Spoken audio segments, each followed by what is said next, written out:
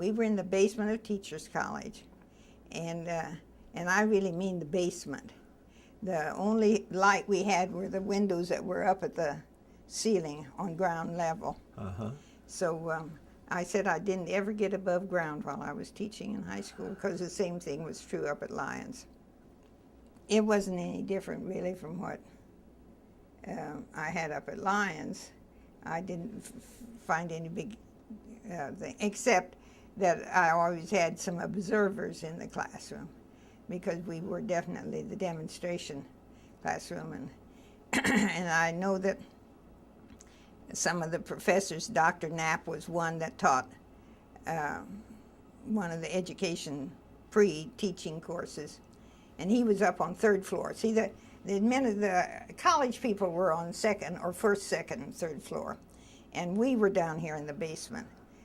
In the basement we had, at one end of the hall was industrial arts, and then we had an office that had the coach and two of the business teachers in there, and then at the west end of the hall was the home ec department.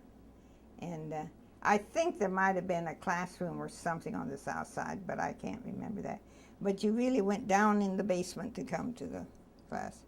The high school classes, like teaching, they were in classrooms up on the first floor. Okay. They were above ground, but they did have classrooms for, and I suppose those same classrooms are used for college kids when the high school kids weren't there.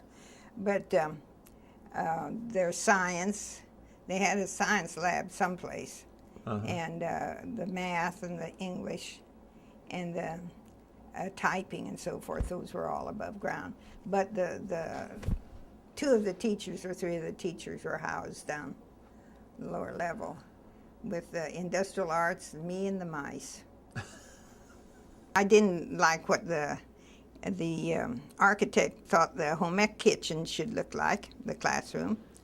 And Dr. Thorpe, who was a principal then, he took me up to the Omaha one morning and we talked it over with the architects because they were going to make it look like a commercial thing, and that wasn't what we wanted in the classroom.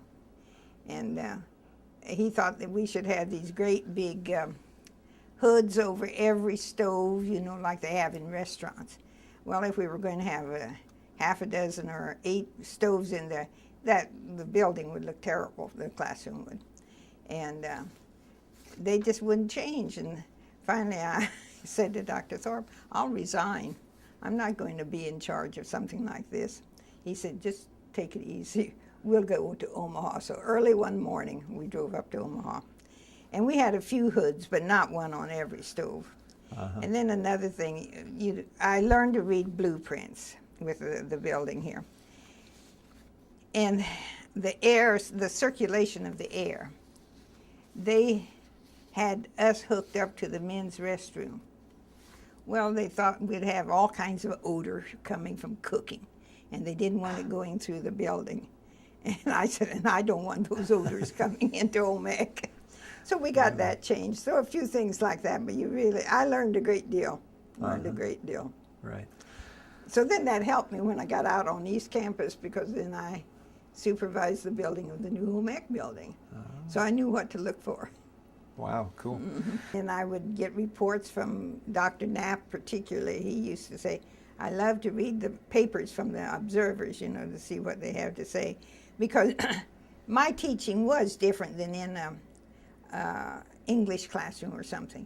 And I remember the teachers in these other classes, they said, well, it's easier for you because they can use their hands.